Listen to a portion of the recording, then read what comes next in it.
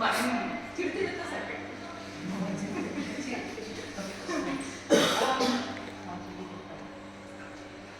కలకలమను కమల కళ నాకు పొలిటికల్ ఎందుకంటే మన రూల్స్ ముందే చెప్పేశారు కాబట్టి. కమలాక్షు నర్చించు కరములు కరములు, శ్రీనాథు వర్ణించు జిహ్వ జిహ్వ. మిగిలింది మీ అందరికీ అందరికీ తెలుసు. పోతన భాగవతం, ప్రహ్లాద చరిత్ర. ఈ మధ్యనే ప్రహ్లాద చరిత్ర నాటకం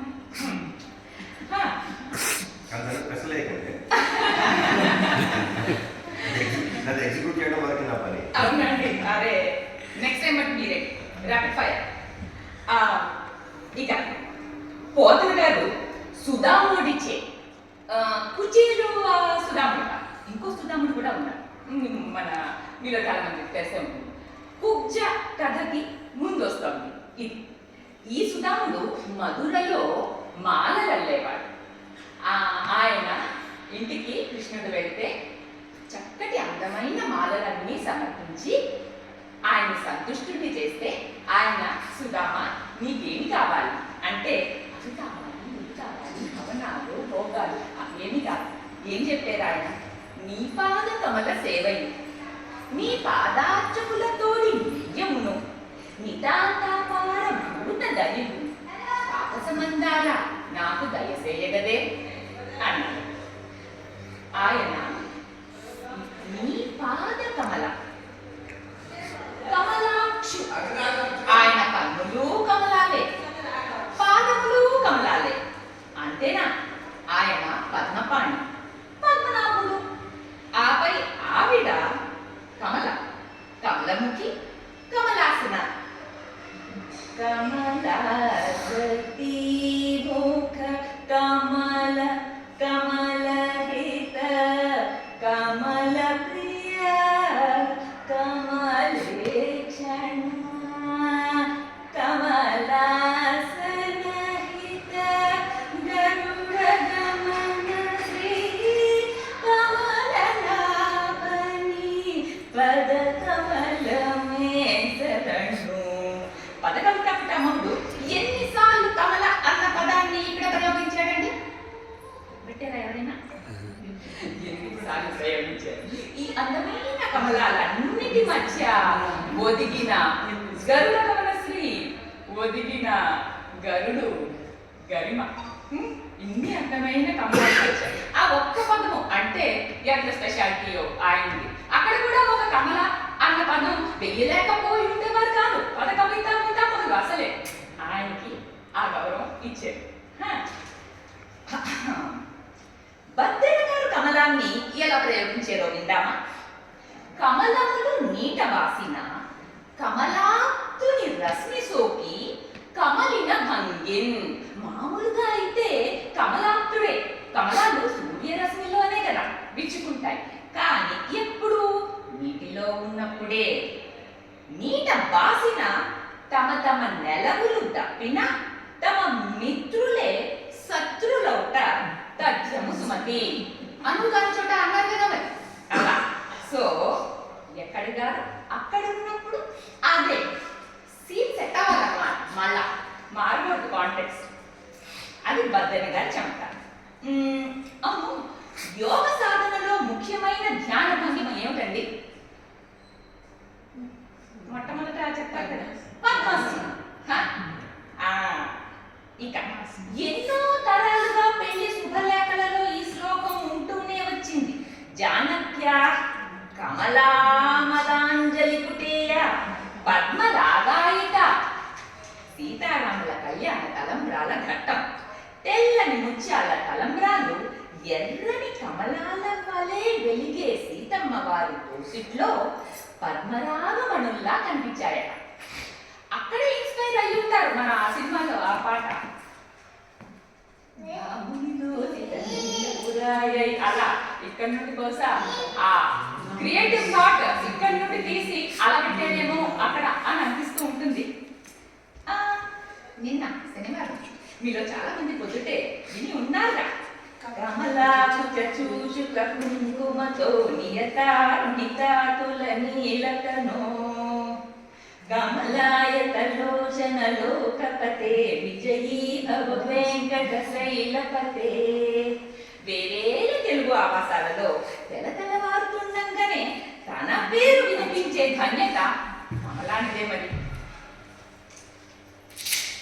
ఇక మన వికట కవి వర్యులు చేసిన శబ్ద చిత్రం అదేనండి. ఇప్పుడు మనం వర్డ్ ప్లే అంటున్నాం కదా, శబ్ద చిత్రం. కమలాకర కమలాకర కమలాకర కమల కమల కమలాకరమై కమలాకర కమలాకర కమలాకరమైన కొలను గనిరా సుదకుల్. ఈ ప్రతిపదార్థం చెప్పుకోవడానికి మనకి వైట్ బోర్డు మార్కరు ఉండాలండి.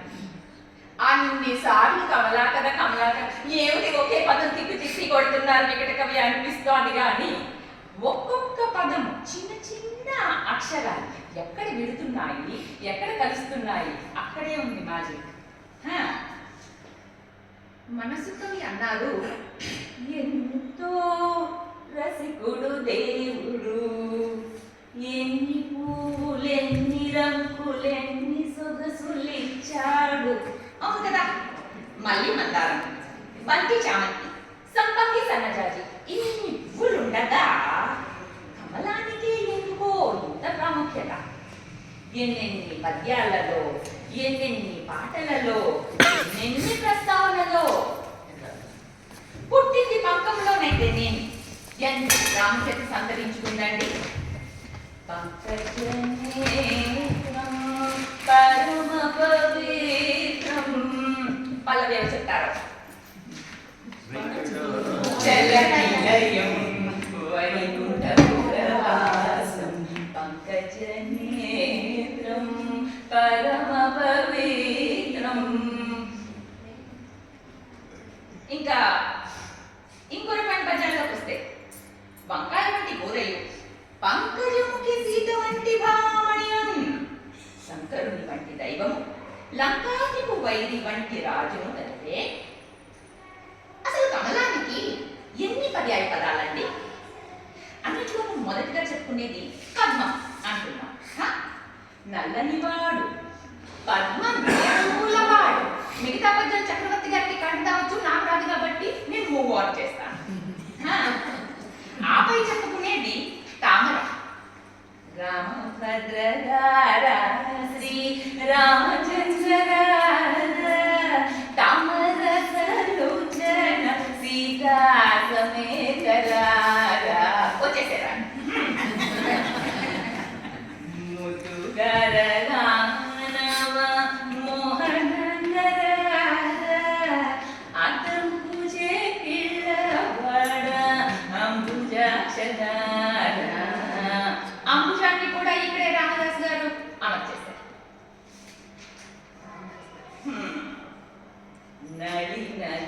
నళినదాక్షుని నామ కీర్తనము కలిగి లోకమున కలదొకటి. నళినం అది కూడా పద్మాన్ని పర్యాయపదమే. శ్రీరాఘవం దశరథాత్మజమప్రమేయం సీతాపతిం రఘుకులాన్వయరత్నదీపం ఆజానుబాహుం అరవిందదళాయతాక్షం. అరవిందం. వృత్త పద్యాల్లో మనం మొట్టమొదటి చెప్పుకునేది ఏంటండి?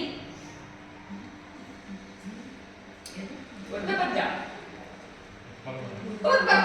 ఉద్బలం అంటే పద్మమే.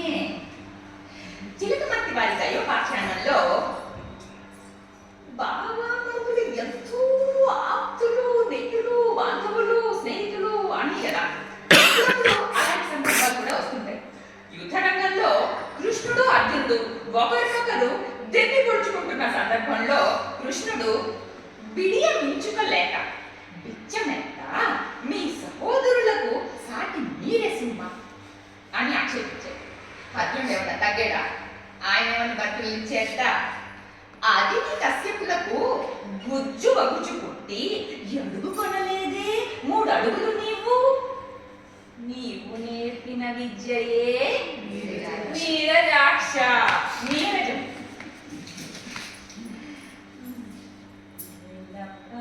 వినవలే. మనందరం విన్నాం కదా. తెల్లవాడి జామెక్కే దేవతలు అలనలనంత నది గోవారే చల్లతమ్మిరేకులు సారసపు కన్నులు. తమ్మి సారసం రెండు గుదిగుచ్చేసారు ఆయన ఒకటే లైన్లో. చల్లతమ్మిరేకులు సారసపు కన్నులు. చల్లతమ్మిరేకులు సారసపు కన్నులు మెల్లనిచ్చి మేలుకొన్న వేళయ్యా వినపాలు వినవలే వింత వింతలు. ఆపై ఇంకా సరోజము, జలజము, తోయజము, వారిజము. వారిజము వారిజనని వాడను నేను వారిజన వారము బ్రోవు. నయనము వారిజమే, ఆనందము వారిజమే. ఆయన నిండా పద్మాలు పాపం ఎట్లు మోస్తున్నాడో స్వామి. అన్నట్టు కలువ కమలం ఈ రెంటిని ఒకటే అనుకున్నారు సుమా. అందుకనేమో వాటి మధ్య వ్యత్యాసాన్ని తెలియజెప్పటానికేనా అన్నట్టు మన మనసు కవి గారు ఏమన్నారు?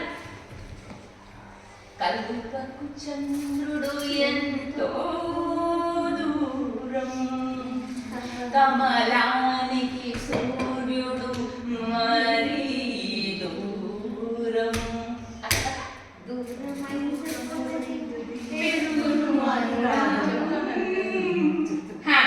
సో కలువ వేరు, కమలం వేరు. Water lily and lotus. మరి మన కలకలమను కమల కళకు ఇక్కడితో నీరాజనమా. జలజాక్షి మోనకు జగవకు చంబులకు నిలువు మాణిక్యముల